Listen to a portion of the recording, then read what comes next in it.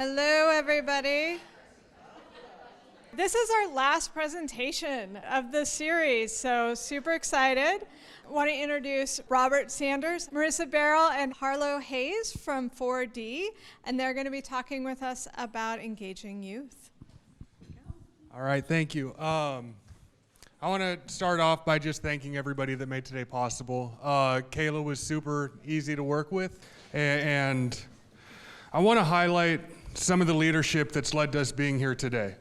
A little over a month ago, I received an email from Kayla, and she was reaching out trying to get me to fill another slot. I initially said yes, and I was excited. I really was looking forward to doing it, but then 3 days later, I received news that my sister had passed away.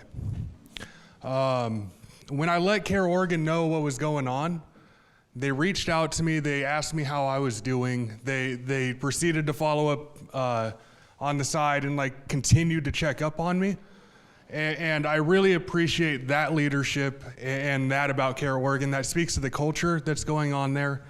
And if that doesn't exemplify meeting people where they're at, I don't know what does. So I want to shout out the ongoing support that CareOregon provides to organizations like Go the Distance, True Colors Recovery, Painted Horse Recovery, and 4D Recovery.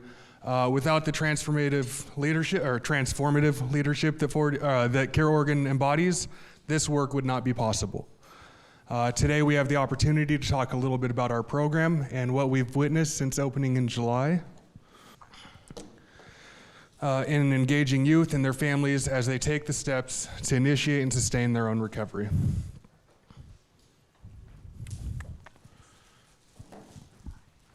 Oh, that's not gonna work. All right, there's supposed to be a video on this slide, and we should have removed it because we received word that there wasn't gonna be the capability to do that. But what I do wanna do is share my experience as a recipient of services at 4D.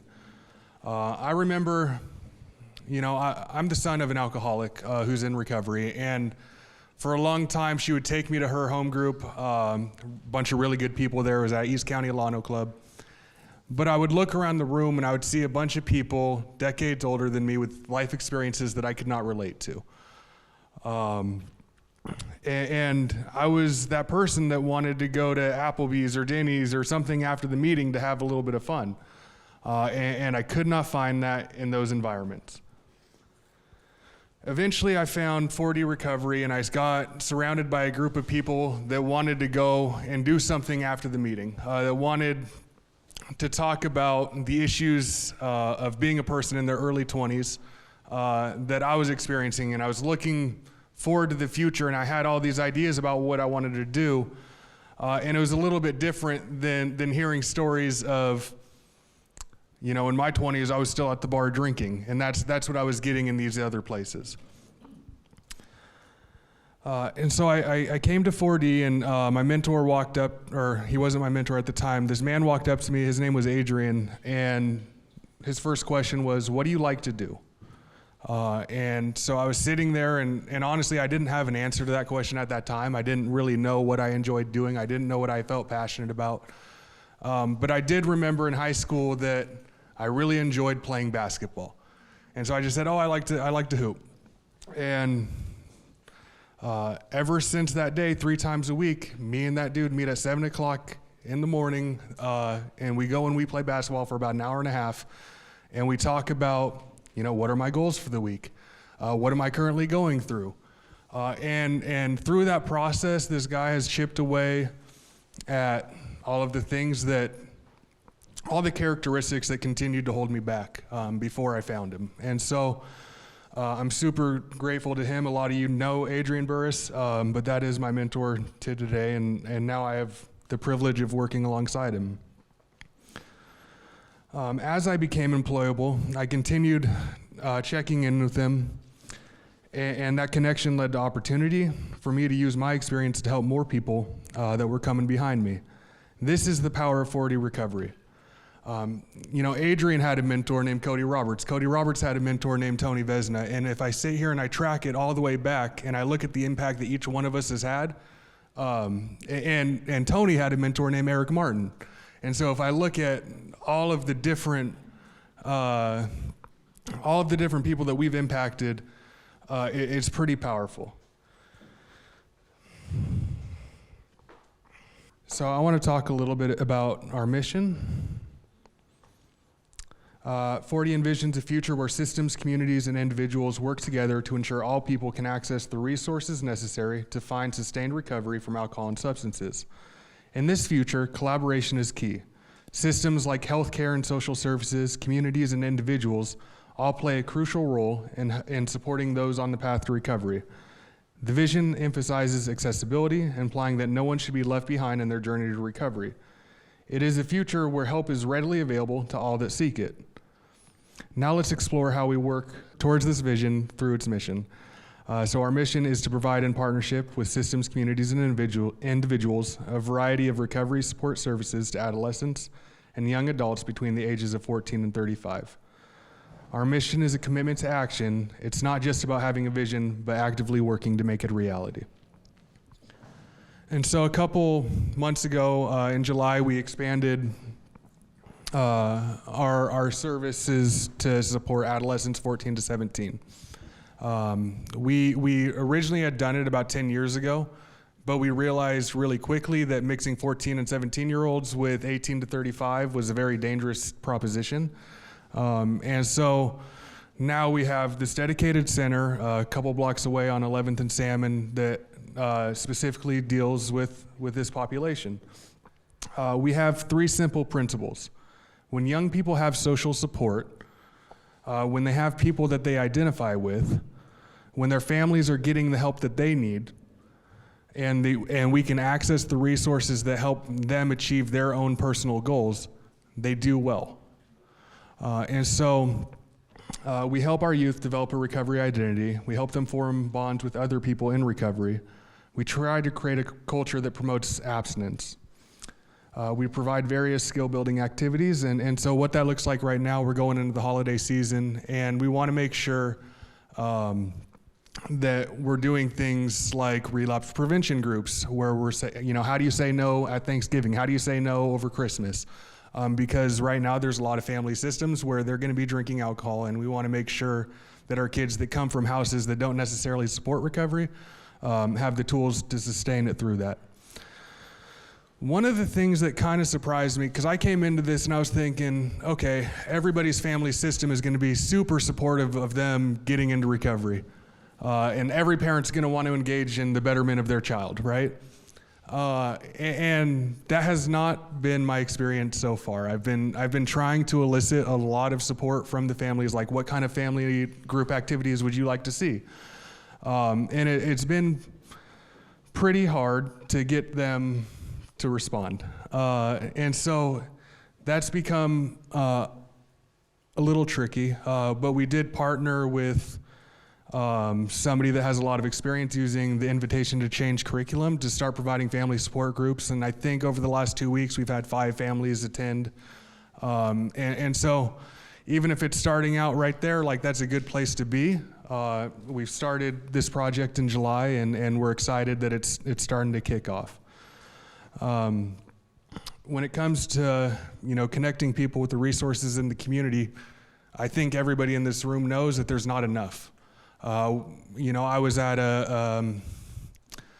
some kind of presentation about a month ago or a couple weeks ago, and I learned that Caitlin's Place had been closed down, which was one of the few, if only, detox facilities for people under the age of 18 in this state, and that is ridiculous. That is absolutely ridiculous that there is not treatment beds, there is not on-demand support for our adolescents, our kids, when they want it. And so I know this is supposed to be about how we engage kids and parents, but if I don't have the resources to send them to, what help am I actually providing?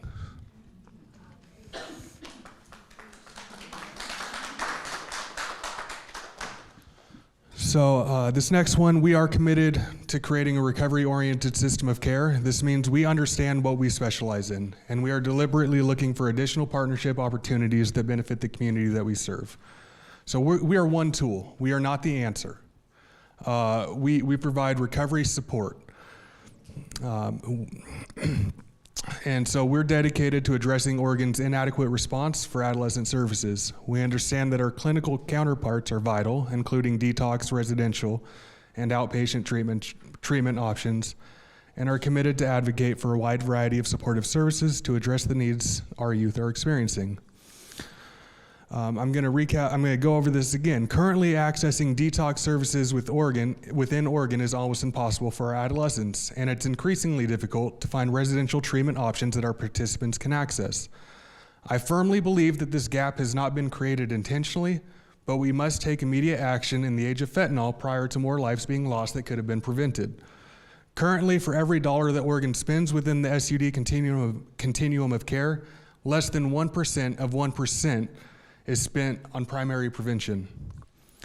When I hear stories of adolescents getting separated from school and support systems due to drug use, it reminds me of how far we have left to go. These moments can and should involve intervention, but we can do better than isolating our youth from their support networks and friends. I envision a future where our youth have a curriculum within publicly funded schools which harness principles of recovery and create an atmosphere where recovery is interwoven throughout the educational experience. With access to peer support specialists, CADCs, and social workers readily available to provide support and referrals to the support our kids need. I'm tired of watching my community die, seeing news stories of students passing away in high school bathrooms, and I believe we have an opportunity to address the conditions that are leading to the rising epidemic within Oregon. It starts by taking action with the things within our control. This is why I'm committed to continuing to advocate for on-demand access to detox for our youth, and I'm hoping that community partners, parents, and our youth will join us in these efforts. Then I have my email here. You can get it after the thing. No, but really, like, I want to see 4D recovery become kind of this hub of a bunch of different partners and things where I know exactly who has what availability anywhere in the state, and I can get the kids where they need to go. And I don't think I'm alone in that. I think anybody that's providing services to adolescents wants the same thing. And so if we can work together, let's do it. Please reach out. Since opening in July, we have served 36 clients. I can just look at this one. We have served 36 clients. We've met with them 435 times, and we've engaged with them almost 1,400 hours. That's for the people that are enrolled in services at this moment. There's a lot of people coming through the center that don't have a mentor, and we still love supporting them. Within that time frame, 81% of our clients have reported improved family relations. 86% were currently participating in their school. So we feel pretty good about that. 11 participants have got their driver's license or permit, 13 participants have found a job, and 100% reported living crime-free. Since opening in July, our participants are averaging 65 days of sobriety, and 97% have reported that they have made progress on their self-determined goals.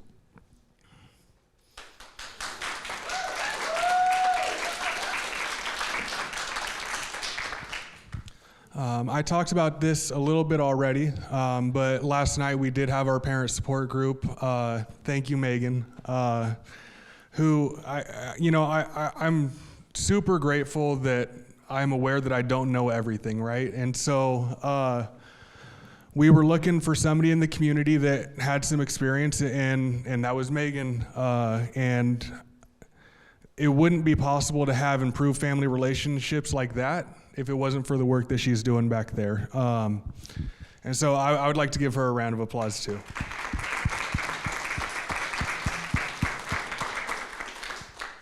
When I asked her for a description of her group, she wrote, "Helping a child who struggles with substance use can be a very lonely journey, made worse by a lack of understanding, fear, and the impact of stigma and shame. Our parent support group provides a safe place to connect with others who understand your feelings and what you are experiencing. We bring evidence-based ideas together with kindness so that you can support your child in a way that is genuinely helpful and aligned with your values. We also help bring self-compassion and care to yourself, which are necessary to sustain you through these difficult times." And so one of the things, I talked about it a little bit earlier. It was a little frustrating at first because I thought every parent was going to become instantly involved. One of the things that we have found that's worked more recently is we get their commitment at the beginning. And so we get a commitment that, hey, we need you to become involved in these family events that we're doing every month. We need you to get involved with these family support groups. Because we know that when parents get involved, it can lead to better outcomes. And we also know, too, that sometimes the systems that we come from and the family dynamics directly lead to the trauma that push people into addiction in the first place. And so if we're not working on those things, it's going to hold our kids back. One communication method that I found was kind of ineffective was sending newsletters to parents. They don't open them that much. And when they do, and I can talk to this as a parent, when they do, they're kind of just skimming through it. I get a whole bunch of them from Portland Public Schools, and I read like 20% of it. So we understood that, and we started, picking up the phone and texting our parents directly and trying to elicit some involvement that way. One of the family events that we have coming up this month is going to be like a Thanksgiving or Friendsgiving potluck with family and friends. And we are pretty excited to get that one going. Okay. So, 4D Recovery, we recognize the importance of a holistic approach to recovery. We offer opportunities for individuals to engage in fun, healthy recovery activities. These activities not only support recovery, but also help in building a sense of community and well-being. They work because they're created directly by the youth. So all we do is say, hey, what do you want to do? And then we help come up with a plan, we help create the budgets, we help do all the back-end stuff for their ideas to become reality. And that's how we get buy-in. One of the pillars of our approach is to create a welcoming and non-judgmental space. And so when we're talking to our participants and there's some kind of disagreement between them, we remind them why they're all there, right? And so we're all in a fight for our lives. We don't have to have the same political views, we don't have to have the same stories, but we all have that same thing that's threading our community together. And when we remember that, it makes it a little easier to be nicer to people. And I don't know how many of you remember being a kid or a teenager. There's usually a lot of drama. So we try to create just that simple bond that, hey, we're all here trying to save our life. One of the other things that we do is we create career opportunities. So I talked about being a participant of services and then becoming an employee at 4D. And we speak about that freely with our participants, no matter what their goal is, whether they want to get into a union, whether they want to get into this field. Like we listen to them, we help them identify their goals, and then come up with the plan. Come up with a plan that has manageable steps for them to accomplish those things. And lastly, I say this one a lot when I'm doing trainings. When we talk about accessible support, if I know that my participant lives in Beaverton, and let's say I had a center in Gresham, I'm not going to tell them to get on the max to bust it out. I'm going to go pick them up. I'm going to meet them where they're at. I'm going to pick up the phone if they prefer texting instead of a phone call. Like I'm going to make it as accessible for them to get the support that they need, because their job is just to show up. Mine is to meet them wherever they are.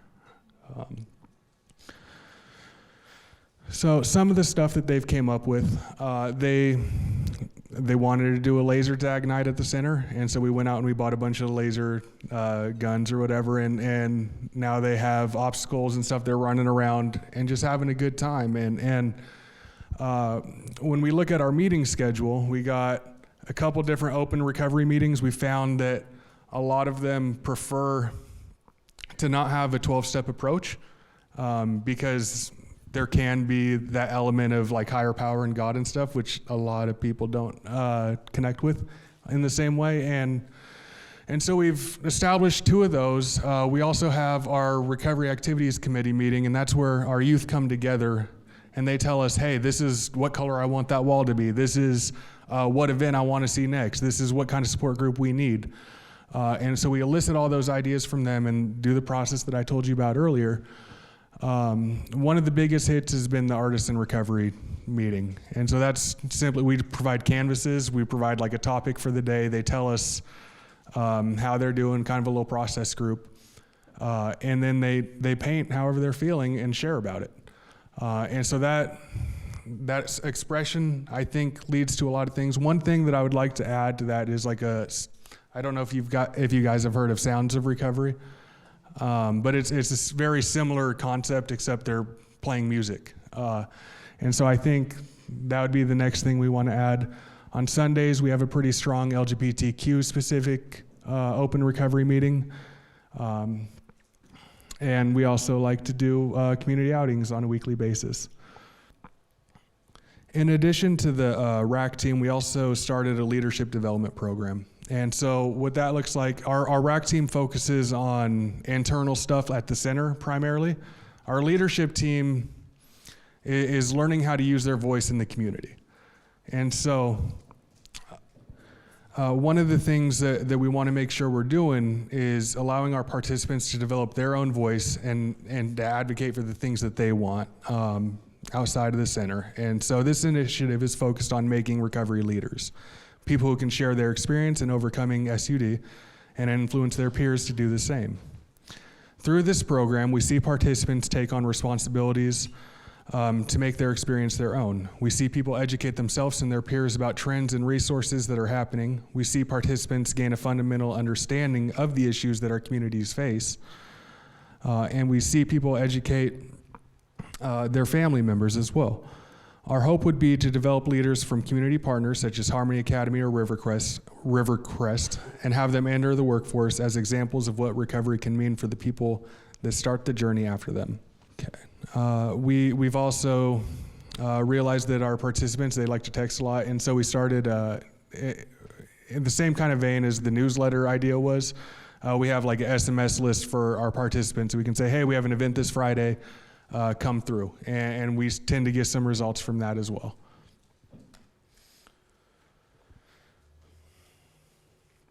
All right, so this does not list all of our staff. We have 2 additional recovery support service coordinators, and they're kind of the people that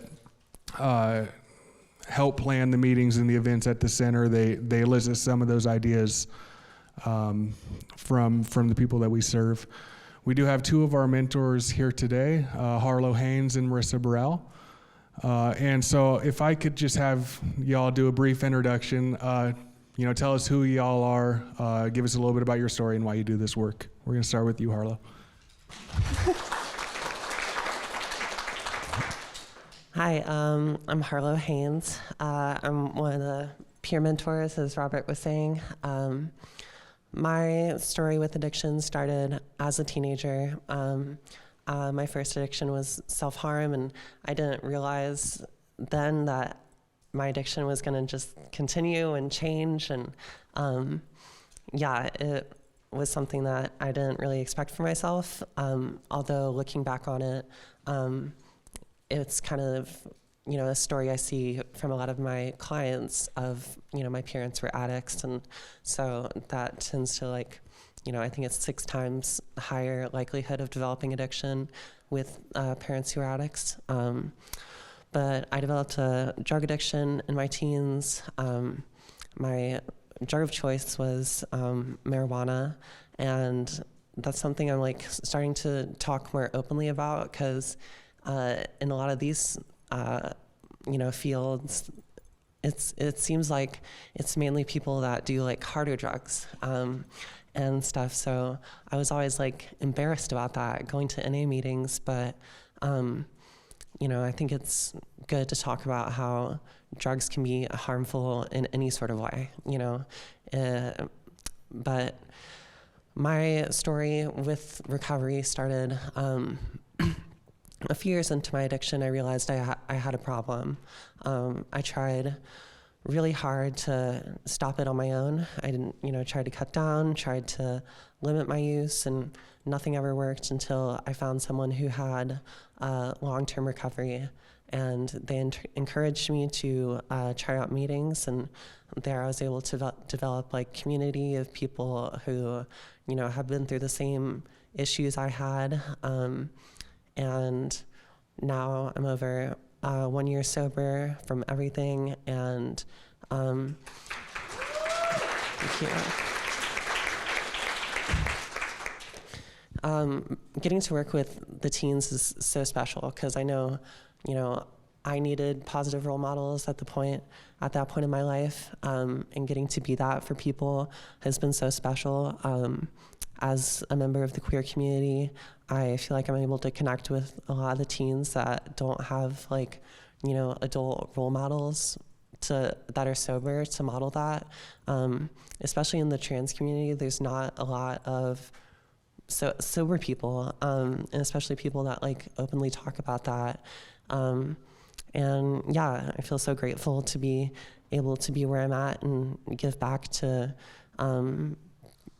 people in my community.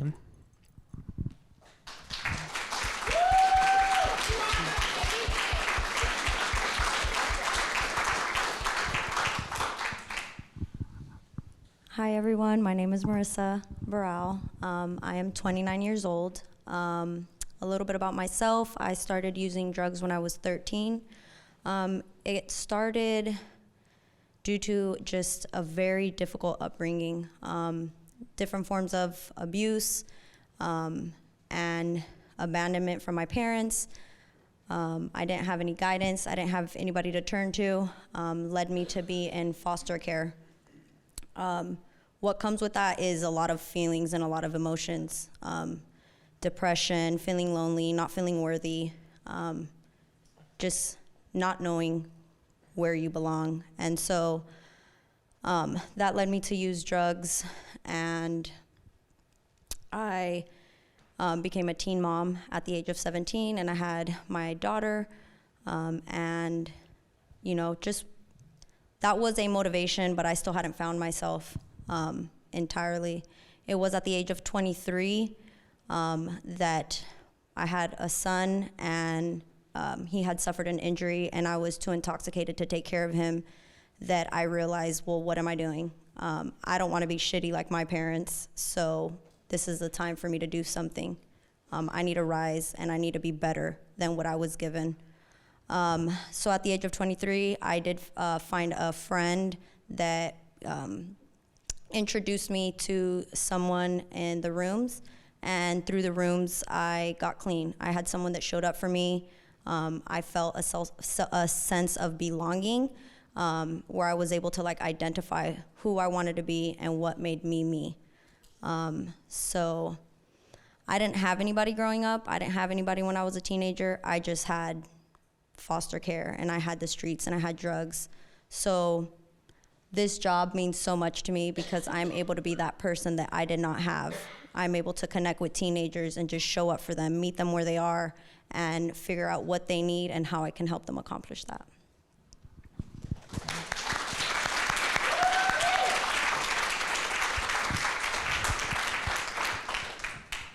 All right, thank you. Next, I want to move into some of the communication methods that y'all use when you're talking with our youth. And so, Marisa, if you could tell us, how do you communicate with the youth? I'm gonna follow that up with, and how do you encourage positive skill development?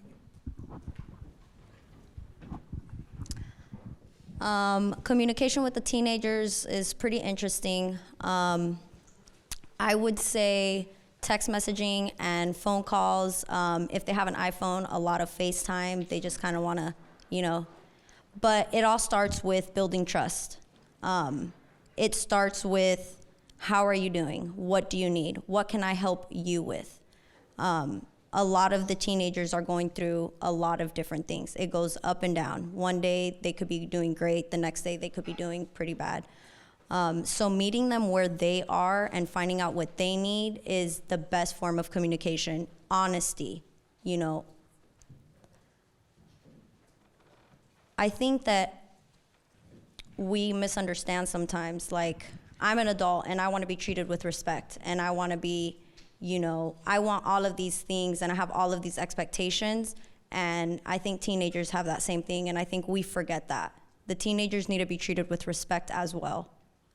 We need to be honest with them as well, not sugarcoat it, but we don't need to be harsh on them either. You know, everybody deserves a little bit of kindness, and so that goes a long way. So that's kind of my form of communication. I'm just like honest and building that trust. And then they also like fun, you know, just don't give up on them. And so that's my form of communication with them, you know, laughing, texting, you know, FaceTime, having fun.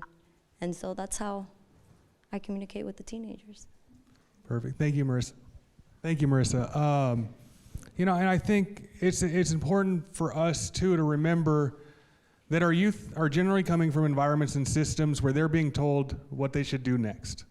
They're being told, hey, this is the pathway that you need to take if you don't want X, Y, and Z, and we have a real punitive approach with our kids.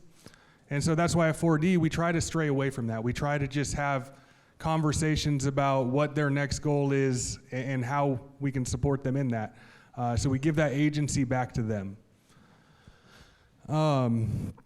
I think you kind of started to answer it, but my next question was, how do the mentors adapt their communication styles to accommodate the preferences and needs of the individuals that they're serving? Ask me that again. All right, so how do you adjust your communication style based on the client? Meeting them where they are. I mean, it depends what they're going through in that moment and what they need. It's where I'm gonna adjust. I have clients that, you know, live super far, even out of Tri-County, and if it means I have to go pick up that client and drive 45 minutes away, I will go and pick up that client 45 minutes away. If a client is struggling in school and they need someone in the moment, like my job is to answer that phone call and just be there for that person. Take people out, take them out and just take their mind off of what's going on and just give that empathetic listening. Listening is a really big thing. Sometimes, you know, we're quick to just want to give them the answer or like answer back to what's going on. But sometimes if you just take a moment to just listen to what's going on, it goes a long way. They themselves will kind of talk themselves through it, and you just have to do a little guiding. That's perfect. That reminds me of like my CADC classes at PCC. They explain it in a way, this visualization where, you know, there's a deep cavern or something in between these two cliffs.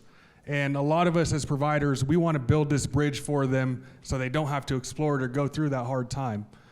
But sometimes you're right. We just got to take a step back, listen to them, be supportive as they start to develop that bridge for themselves. So thank you for that. Harlo, when it comes to events, what has been the most appealing for them?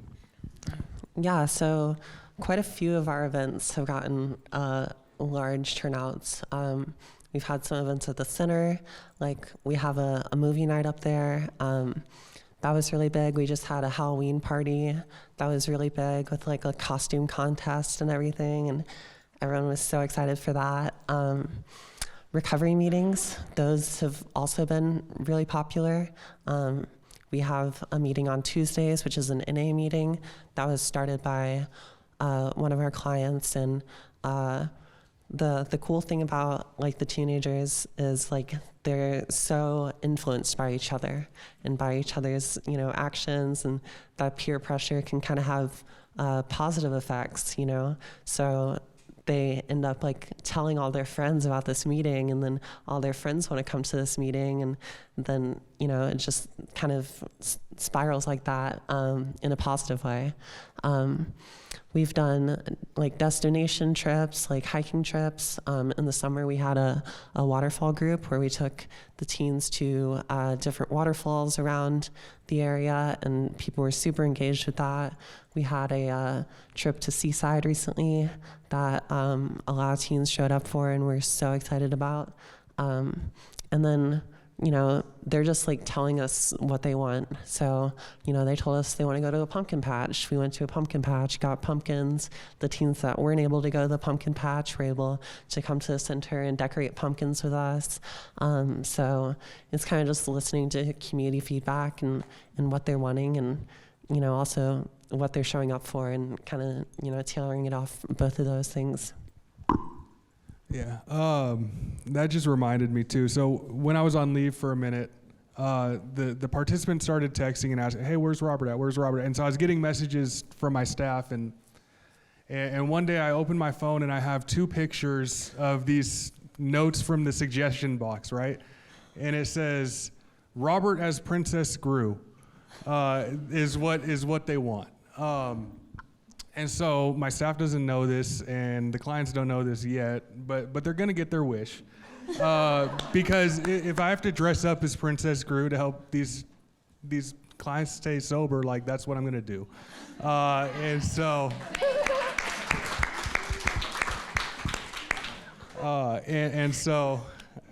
yeah. We just try to meet people wherever they are and do whatever they want that's going to help them get the sober time and accomplish the goals they want. I think one of those participants is coming up on 90 days, and yesterday again they said, "This is what I want, Robert."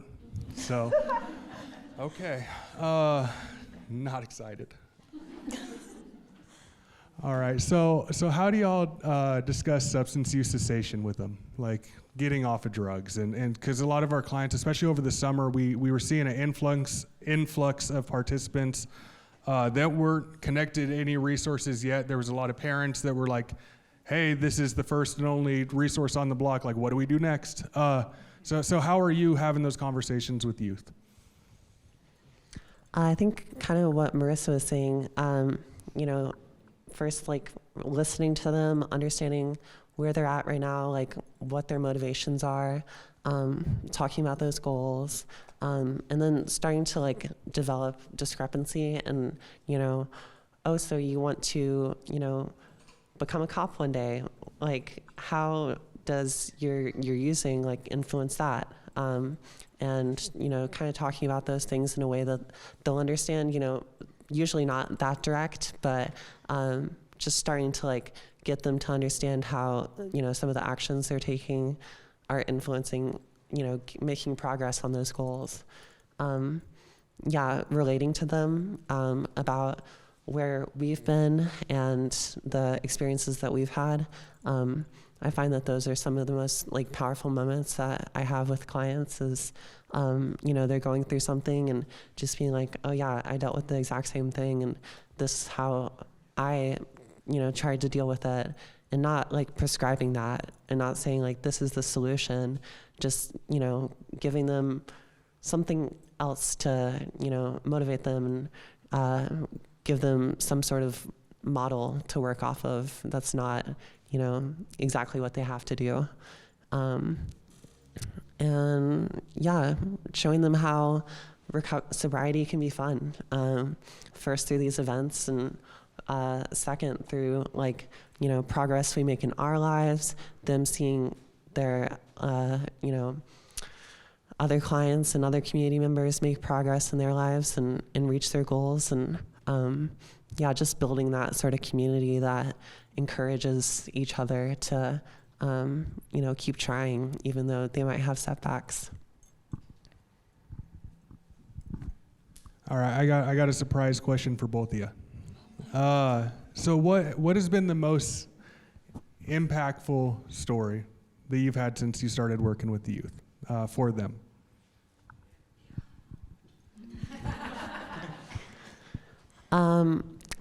One of the moments that comes to mind is I was in a meeting with a client, working with the teens. We kind of all end up sharing clients in certain ways. Like, Marisa had to step out to go pick up someone else, and I was dealing with one of her clients, and she like stepped out of the meeting and was outside, crying, and I went and talked to her, and her friend had just overdosed and was on the phone with her and was really wanting to use. And I just listened to her, understood, like, related to those feelings and how hard that is. And then also, like, kind of showed her, like, you have so much support here. All of these people in this meeting, love you and want you to, stay sober, and just encouraging her to come back inside. And when she was ready, but just like being there for her and listening to her was really important. I have another story of a client who was had to go to court to testify for a very intense situation, and I was able to be there for them after that, and they were just kind of in that like numb kind of headspace where they weren't processing their emotions, weren't able to actually like, you know, think about what happened, was kind of in fight or flight response. And I was able to, you know, be there for her and, you know, relate to experiences I had with what she went through, and open up that kind of dialogue for her to actually like express her emotions and feel comforted in the space where she was. And she ended up saying this is like the first space she's felt like comfortable in, and how important it is for her. And yeah, that was like super impactful. I have worked with a client that, you know, was acquiring some time, 90 days acquired time, and my client relapsed. One of the most important things, though, was that client reached out right away. I think it's important that no matter what the client goes through, even if the client had 30 days, 90 days, a year clean, and the client relapse, it is okay. I need to be able to create that safe place where, or we need to be able to create that safe place where if they're reaching out, that is a positive. That's a win in itself. Relapse is a part of the story sometimes, and that is okay. And so the fact that client reached out immediately and was like, I messed up, but they were being accountable. They were coming clean. They were being honest and asking for help. The next steps. I need to be able to share this with my parents. I need to be able to figure out what are the next steps. I think that's very impactful, that they're being accountable to themselves and then to somebody else as well. So I think that's pretty impactful. I also had another client that is currently struggling with a lot going on and, you know, started inflicting self-harm and called me for guidance and like, this is the situation and this is what's going on.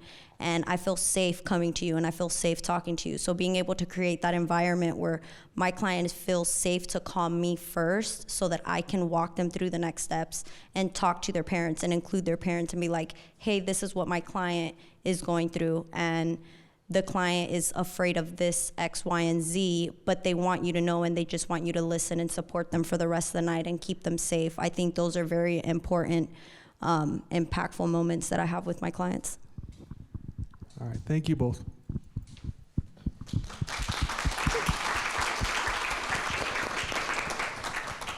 All right, so we got about 14 minutes left, and I just want to open it up for any questions. I know we did not answer everything.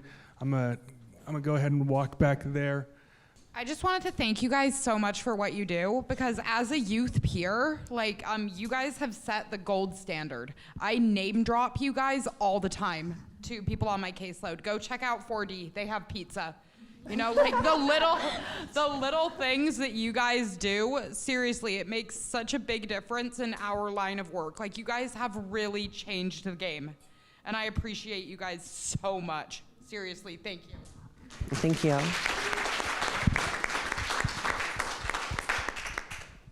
Mine's not really a question, but I was gonna say something for like discussing with youth was maybe like harm reduction compared to like complete abstinence, because that it doesn't really work all the time. So it's like, it's really just like if someone comes to you and they're like, hey, like I had a few beers today, but I didn't use meth. Like, hell yeah, that's awesome. Like, you want that, you want to work towards that, and that's still a part of their recovery. And that's like just reminding them that is also still helping them achieve their goals, even though it's not complete abstinence, I guess. So Definitely. Yeah, no, I appreciate that. I think when we're talking about youth, though, and we're talking about the age of fentanyl, we do want to promote a culture that is abstinence-based. And that doesn't mean that when my client relapses or drinks alcohol that I'm not that my client relapses and uses alcohol instead of meth, then I'm not going to say, okay, good job.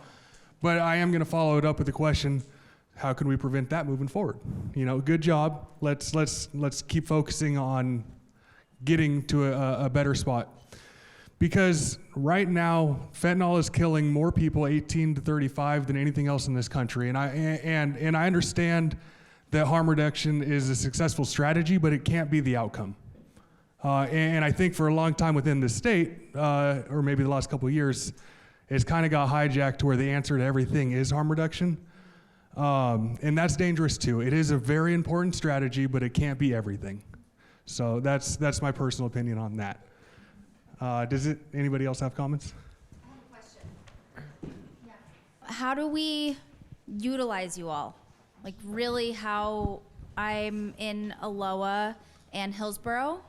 Thank you. So if you go to our website, 4drecovery.org, there's a tab that says services. And then there's another tab that says adolescent services. There's a referral form right on there. You can also just click get a mentor on our main page, and it'll direct you to where you need to go. And what's the turnaround time for your response to the referral form? It should be within 72 business hours. Okay. Usually we try to get them within 24. Okay. So I hear you on the harm reduction. Big conversation and lots of perspectives. I am curious because I know that at least at the 18 plus sites, there's like quite a lot of Narcan distribution and like a lot of interaction with that. So what does that look like at the youth specific site? How much Narcan, if you are giving it out?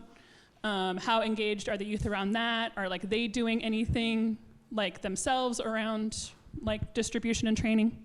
Yeah, so within the last month and a half, we've distributed, let me do the math real quick, 192 units of Narcan to youth and their families.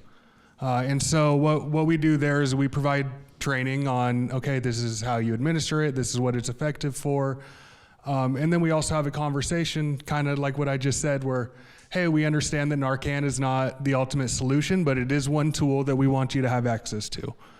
Now, with our adult programs, we do a lot of needle exchange work and stuff going directly out to encampments and supporting harm reduction in that way. With our adolescent program, we're not handing out syringes to our kids.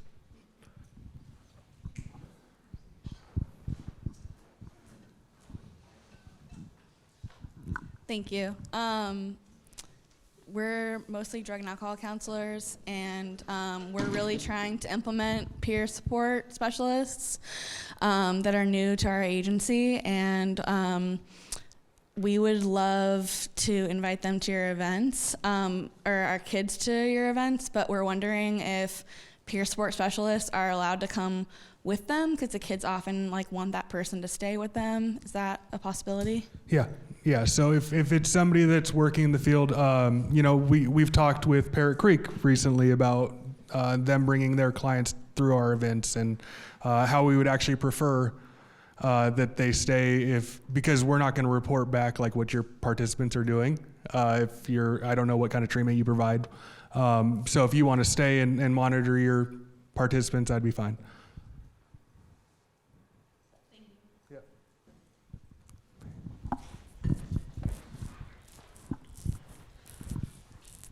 So when thinking about like overall health and wellness, we know like one of the foundations of that is like being able to be true and authentic to yourself and towards other people. And other than like maybe using like different like motivational interviewing techniques, like are there any other tools that you have been implementing that you have noticed has been really impactful with like showing youth that there's like really great payoff with minimizing manipulation and things like that, and being more authentic and comfortable with themselves and like communicating that to others? So are you asking what communication styles we use? No, I'm asking like other than like motivational interviewing techniques, like have you been implementing or are aware of like other tools or other techniques or I don't know, maybe just like other things that can help teens realize like there's actually like a really great payoff, if that makes sense. Yeah, so I mean, playing the tape through, right? We have a lot of conversations about how did this end for you last time? You know, this is my experience with that. I think when we're talking about communication, one of the things that we primarily use, probably more than motivational interviewing, is just assertive listening. And for a lot of our participants, feeling heard is kind of a new thing. And so we start there, and then, you know, instead of doing motivational interviewing like it is in a textbook, like we keep the spirit of that and try to use our authentic language in the process. Do you have anything to add on that? Either one of you? Okay. We do have some groups for skill building and things like that. I think, you know, right now, like I said, we're working on like relapse prevention and how to say no during the holidays. And we keep just kind of our ears open to what our clients are participating or are currently going through. And then we try to build around that. So it's kind of responsive in a way. We just listen to them and then try to help them with whatever they're going through.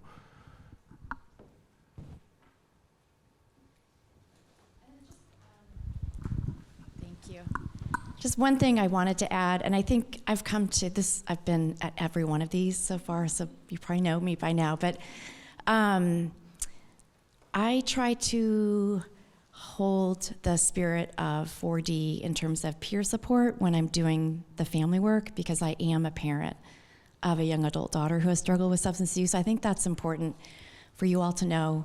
I'm not coming in with my clinician lens. I'm coming in as a parent who's been there and continue to be there, even though my loved one's in recovery, right? It's still a journey. And so I think that that's it's a very supportive. And I remember last time someone got up on the stage and said, we need peer support for parents. And it's like, well, this is kind of what I'm doing in this setting, using evidence-based interventions, right? I'm using motivational interviewing, teaching the parents how to communicate with their children, also some acceptance and commitment therapy, and then craft, community reinforcement, and family training. But mostly it's that heart level work and knowing that whatever you bring into this space, there is no judgment. So I just wanted to convey that. Thank you, Megan. All right, anything else? All right, I want to say thank you, everybody. I know it can be a lot of work showing up to these events all day and hearing people speak, but I'm really grateful for the opportunity. Once again, CareOregon, y'all have been really communicative through the whole process and really supportive, even when I didn't think I was coming. And so thank you for that. With that, thank you, Harlo. Thank you, Marisa. Y'all killed it. And